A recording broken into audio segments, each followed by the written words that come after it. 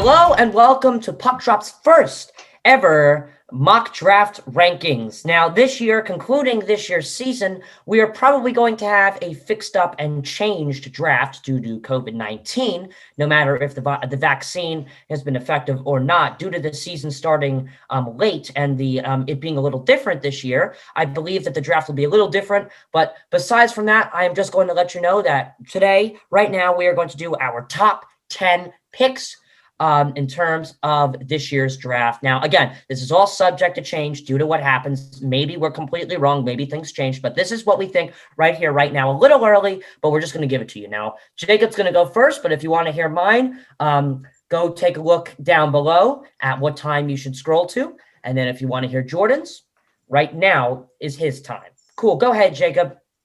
All right. So, first of all, in the description, I'm going to have a link to a notes doc where I have notes just on a bunch of prospects for this year's draft. If you want to get an extended look on some more prospects that we don't talk about in this video, just click on that link in the description.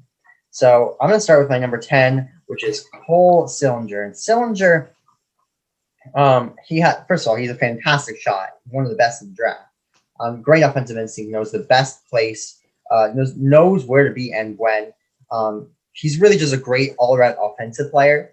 And he engages on both sides of the ice, but he really has issues with consistency, especially in his own ends. If he can patch those up, he can definitely get higher in my rankings.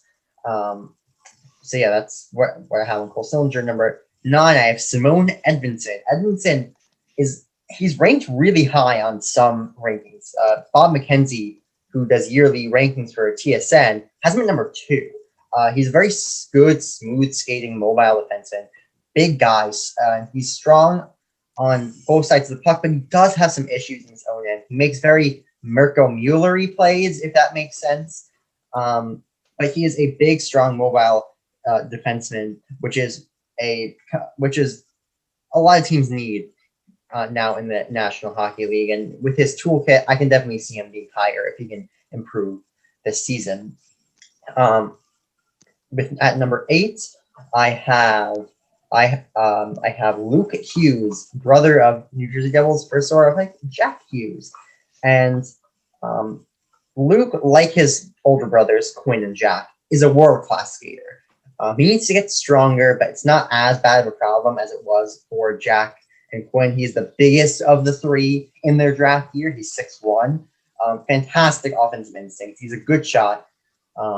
He's pretty good in his own end as well, and seems to always be in the right place at the right time in the offensive zone.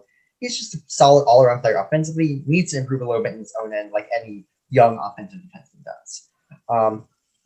At number 7, I have Aatu Räty, and Aatu Räty is interesting because before this season started, a lot of people had him going at number 1, but he's really fallen off this season, just because. For a guy who was supposed to go number 1, he's not been playing very well. He was demoted from the Finnish Liga, which is the top league in Finland, to the J20 League, Junior 20 League. But he has very good offensive instincts. He has a good shot. He's a decent skater. And, he's listed I'd say he's a two-way forward, but for a two-way forward, his defensive play is a little lacking. But again, if he can improve his play in Liga, he'll definitely rise up the rankings. But a red flag here, he was not even invited to Finland's World Junior Camp. So that's a big red flag for me. At number 6, I have Beniers, Matthew Beniers. Matthew Beniers might be my second favorite player in the draft. Even though I only have him at 6, he's my second favorite. He has fantastic vision and playmaking ability. It's really strong in the puck, especially for his size. I believe he's only 5'11". Great offensive awareness, knows when to be and where to be and when in the offensive zone. Really good hand-eye. He just gets it, deflect shots whenever he can. He's a pretty good shot, even though he couldn't prove it. And he's, in my opinion, the best two-way player in this draft. And he's, while also being extremely skilled. He also has 6 points in 8 games in the NCAA this year, and will be centering the second line for Team USA's World for Team USA at the World Juniors this year. But now we're getting into the top 5. And at number 5, I have Carson Lambos. Carson Lambos, very, very smart player on both sides of the ice. Could bulk up a little bit, but he's probably okay. He has a good shot, decent playmaker. He played very well in the WHL in 2019-20 as in his draft -1 year, and playing very well in the J20 Liga and a loan from the Winnipeg Ice. He's a good skater and just a very complete package. He doesn't do anything spectacular, but he has a lot of things good and very, very good, which is why I have him at number 5, because he's one of the safest picks in the draft, in my opinion. And then at number 4, I have Dylan Guenther. Guenther has great offensive instincts and playmaking abilities. Like I said, for so many other players in this draft, but this is especially true for him. He knows where to be and when all the time. He's a good skater, fantastic shot, and like his goal scoring ability, he is probably the best all around goal scorer in the draft. In terms of accuracy, he can drive to the net, he can score goals, almost any way you can think of. He has fantastic hands and tight. His defensive game is fine, but he might want to work on it a little bit. But he knows how to utilize his tool set and his shooting ability to a T.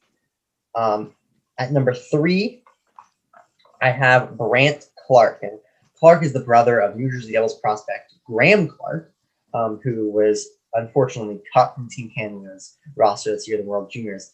Clark is a fantastic skater, fantastic offensive instincts, especially for a defenseman. He's one of the best offensive instincts in the draft, in my opinion. He's a really good shot. For a defenseman, though, he needs to improve a little bit as ON. He's not bad in the defensive zone, not at all. But he might need. It depends how he plays this year because the OHL season hasn't started yet. But he might need to spend another year in the OHL after his draft year to polish up his game. But yeah, his defense isn't quite NHL caliber. Right, we'll have to see how he plays this year. At number 2, I have Owen Power. Owen Power is an elite puck-moving, fantastic defenseman offensively, and he's getting a lot of comparisons right now to Victor Hedman. I can see those comparisons. The difference is Hedman did and still does everything at an elite level. Power, well, he does some things at an elite level. He's not nearly as many things as Victor Hedman.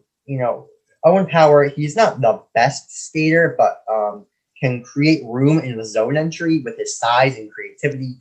He has a great first pass out of the defensive zone and is an extremely smart player. His defensive game is great too, but he is definitely a bit more of an offensive defenseman, I would say. And he was fantastic last season in the USHL, Chicago Steel, 12 goals, 40 points in 45 games. He could be improving a little bit. In the NCAA this year, only 4 points in 10 games. 3 of those points actually came in his first game.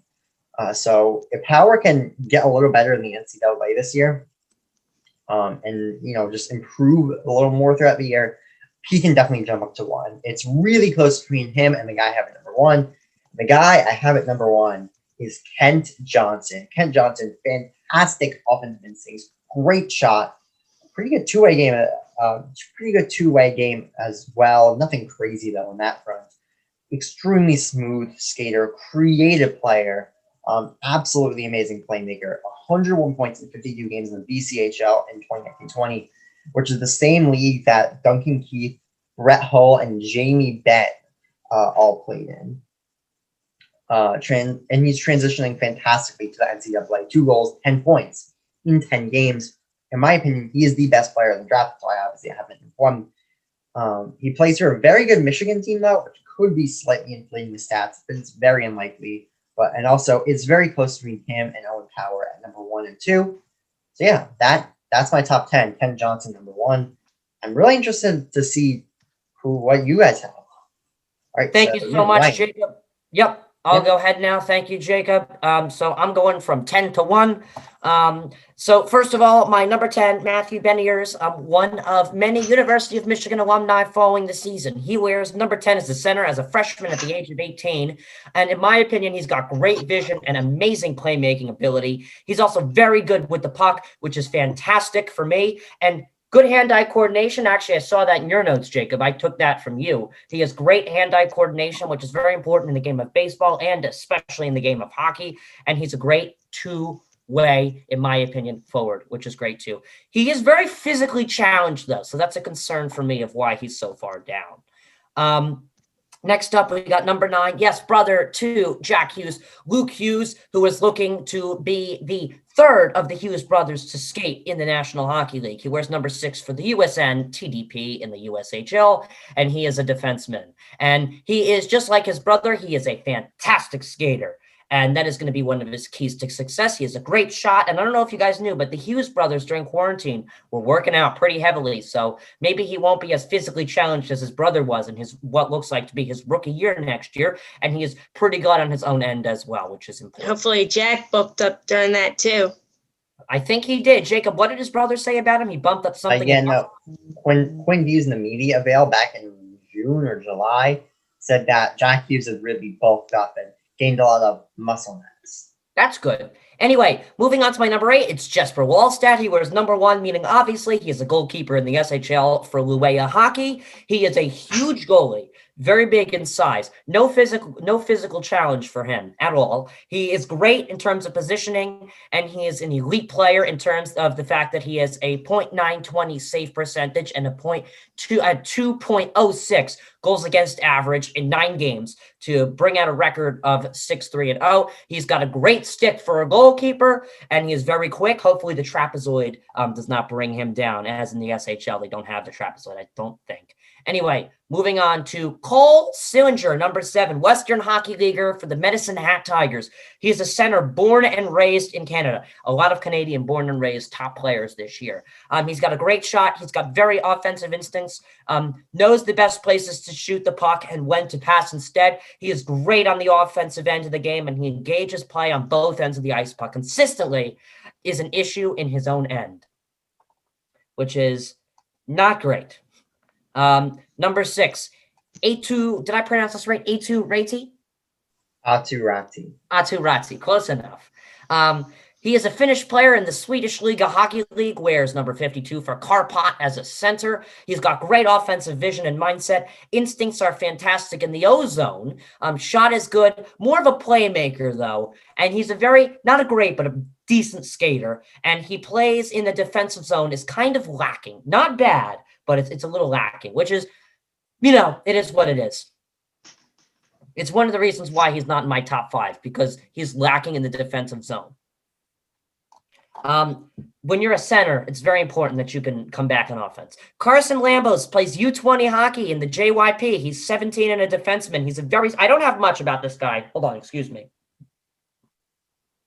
I don't have much about this guy. He's very young. Again, he's a kid. I believe he's only 2 years older than us, and soon he's only going to be a year older than me when I turn 16. I don't have much information on him. He's a very smart player on both sides of the ice. He needs to improve in terms of strength, and he's got a good shot. But if he can improve his strength, I say he bumps up from 5 to maybe even 2.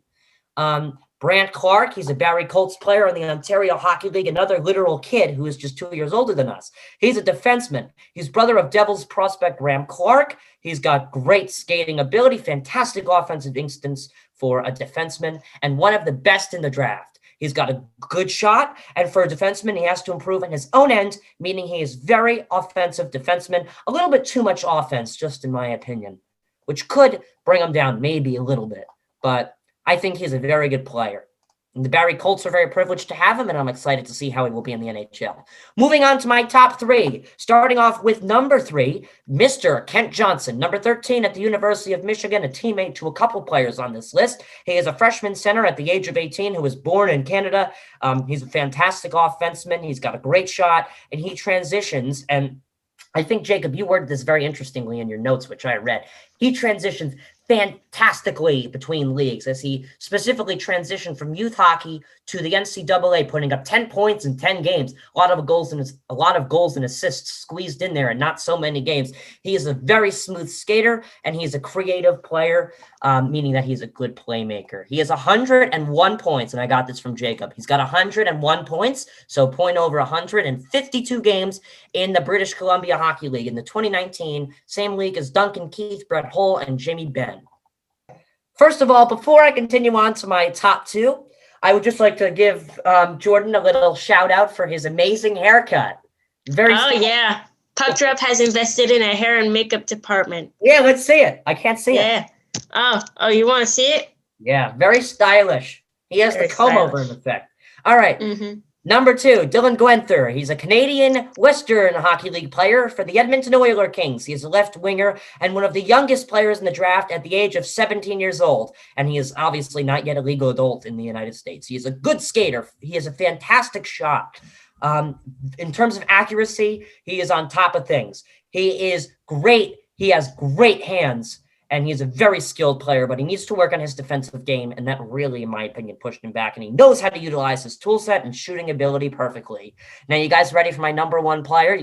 Number one, Owen Power. And he is another Canadian on the list who is also, surprise, surprise, at the University of Michigan. University of Michigan, very talented collegiate hockey team going into this winter. They're producing a lot of NHL talent, and he wears the number 22 as a freshman, and he is a teammate of Kent Johnson. His defensive game is fantastic, but he's definitely more of an offensive defenseman, which is great because basically you can almost confuse him as a two-way player sometimes. He is fantastic with 12 goals and I believe 40 points it is. In 45 games in the USHL. He needs to prove that he can play at a higher level in the NCAA with Michigan, as this will be his probably first, and if he does well, only season in NCAA hockey. And he is a great first pass out of the defensive zone, and he's one of the smartest players out there. And in my opinion, whoever picks him up, and it's looking like it might even be the Ottawa Senators or somebody getting that first pick, he is sheer talent in the making, this man. Amazing positioning, and he will be a key defenseman to improving a team. If I'm going to talk about NHL 21 ranking style, I think he's going to come into this league at a 78 or 79, and by the end of the season, work his way up to an 83 or 84. He's just going to keep building. I think he's going to be a great player. Thank you. All right. Thank you, Ryan. Very interesting ranking. Very interesting. I was very interested. Intriguing. You have Owen Power up there at number one, but I digress. Let's move on to Well, can I just tell you something? Hold on, can I just tell you something? For all of these players, when I watched, I don't know why, but for all of these players, when I watched, I had the mistake mindset more than the sheer play. I like to look at the people who are, I like to look at the playmakers, not exactly the person who finishes it, but I like to look at the playmakers, and I like to look at the assist as well. Most people just like to look at the goal, and I saw Owen Power just all around, out of all the videos I've seen, a fantastic player. Go check out his videos. Jacob is going to have the link to the document. I do have some videos of almost every player in the document, and Owen Power, like I had him at 2, but like I said, it was really close, really hard to decide between him and Ken Johnson at 1 for me. I'll tell you what, too. This draft is not exactly an Alexis Lafreniere draft. This is a This is more of a Jack Hughes and. No, because Hughes was a designate. He was number 1.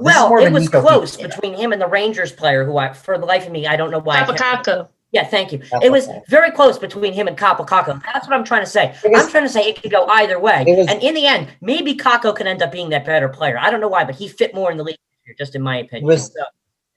Ryan, for that draft, while it was close, there's always a top 2 guys, and the second guy is always close, but he's never actually going to go number 1. In 2015, in 2015, people were saying Eichel could go number 1. He could pass McDavid. But no one knew that. Everyone knew that was good point. 2016. Line, people were saying, Line could pass Matthews. He can go number 1. Though, I don't know if I was right. Now that I think about it, I'm second guessing this. I'm still going to stick with it because when I made this list, I had a lot more highlight videos in my head that I've seen. But right now that I'm thinking about it, maybe Kent Johnson, Dylan Gwenther could swap. I think Johnson should probably go second. But when I was watching the video, hold on. When I was watching the video, I really liked Dylan Gwenther. Oh, just a little bit more than Ken Johnson. I don't know why. I just did. Anyway, Jordan, why don't you go ahead? I'm handing you the mic. Thank you for handing me the mic. At number 10, I have someone that neither of you guys had on your top 10 list, Chaz Lucius, because I like his style. I like his playmaking ability. I like his aggressiveness. I don't like that he has a knee problem. However, he's too young to consider injuries just yet. But I think he has the talent to be in the top 10. Next, I have Atu Ratti. Like Jacob said, he really fell off the wagon, but I think he can settle up and get back on the horse. I know I used two different analogies there, but you know what? Get out if you don't like it. But yeah. Up next, I'm not going to talk more about Ratty because Ryan and Jacob talked enough about him. Up next, I have Cole Sillinger. And Sillinger, I really like Sillinger. He has a lot of potential, and he has a great shot, and he has great instincts. He has great vision. He can pass. He can shoot. He can do everything. He's my pick at number 8. At number 7, I have Carson Lambos. He is a defenseman. But he has good playmaking ability. Jacob says that he could bulk up a bit, but Jacob on his note says that he could bulk up a bit. But at this point, you're young. You have the talent. You have the time. He has the time to bulk up. He can play defense. He can play offense. He could do anything. And he's my pick at number 7. At number 6, I have Matthew Beniers. He's also very good, has pretty good instincts, has all-around great offensive ability. And there's not much else to say because Ryan and Jacob really talked about him. At number 5, I have Luke Hughes. And again, Ryan and Jacob talked a lot about him, but I am very impressed with Luke Hughes. I think he has an equal amount of potential, if not more so, than his brother Quinn, who is a Calder Trophy nominee. And I think Luke Hughes can easily make the top 5. And And Ryan, you're not gonna like this. At number 4, I have Owen Power. Is Wrong. a very I gotta be honest. You're so wrong, but I don't even care. I've lost all faith in you anyway. Look, I originally had him at number 3, but I like the play. It's no fault of his own. It's through no fault of his own. He has lots of talent and he has such potential. However, I just like the players ahead of him. Hold on, I lost all faith in your list. Who'd you pick at number 10? Chaz Lucius. Yeah, that guy. I remember I saw like a video or two of him. He just didn't seem that talented. I don't know. He seemed like a mid to late first round pick at best. He just didn't interest me at all, and you did a horrible job backing him up. So I was like, wait, you had him at like 11, right? No. I have Chaz Lucius at 13. I had him. Whatever. I think I had him. I think I had him maybe 15th or 16th. I had no interest in him. I think he has it. I think he has the potential. No, but not only that, Jordan, but you didn't really do a great job backing him up. So I was like, okay. I think talent isn't an issue for Lucius. I think it's more the injury problem. Injuries. He has a bit of an ongoing injury problem, and also I think he's young and can solve it. Maybe, yeah. Anyway, with that being said, why don't we get back to the more important players in the draft? Go ahead, Jordan. And now on to my top 3. At number 3, I have Dylan Gwenther, and he just has he's just a total offensive package. He plays with fire and talent, and he has everything you need in a forward. And there's not much to say about him because you guys, again, it's the benefit of going last here. At number 2, I have Brant Clark. Once again, brother of prospect Graham Clark. And I think personally, he's the best defenseman in this draft. He has so much offensive, defensive potential. He can play better in his own end. However, that those numbers, they just pop off the page, you know? They pop. They excite me. And I pick the exciting players. That's why at number 1, I have Kent Johnson. His numbers pop off the page, if you know what I mean. Yeah, he's a good. I was, yeah. And I watched this film and I was impressed with him. I think he would be a very suitable number 1. I do think he needs to prove himself a little more because of how early this is, but right now I think he should be the consensus number 1. Okay, well, actually, Jordan, to back you up on this, although I put him as number 3, is that he is no doubt about it a top 3 player. He has a little bit more developing to do, but he's going to be a very good NHL player. The top 3. Yeah, he needs to prove himself, but tentatively, I'll put him at 1. The deepness of this draft is insane. So there's going to be a lot of good players coming out of this if all goes right for them. So good job, Jordan. I like your list. Jacob, I also like your list. And do you know what? If Howard, Johnson, and Beniers all go top 5, that would be the first time ever that not only 3 players from the same school would go top 5, but 3 players from that coming out of college would go top 5. The NCAA is not the best league to develop in, but the University of Michigan is a very good school to develop in. If you are still watching, congratulations. You made it. I think we did a lot of over-explaining today, but you know what? That's the fun of Puck Drop. We overanalyze almost everything. Would you agree? I agree. Yes, all right. I agree. Jacob, I'm feeling you try the intro today. Outro, you mean? The outro. Outro. All right, I'm going to do it. Thank you for watching. Please remember to like, share, and subscribe. Remember to follow us on Instagram, puck_drop.ls, which is the source. That's right, puck_drop.ls, just that source. And follow us at Twitter at LHS Puck Drop. And thanks again for watching. If you disagree with any of our opinions, please remember to tell us in the comment section down below. And and remember to hit that notification bell as well if you want to know whenever we post something in general. So yeah, thanks for watching and goodbye.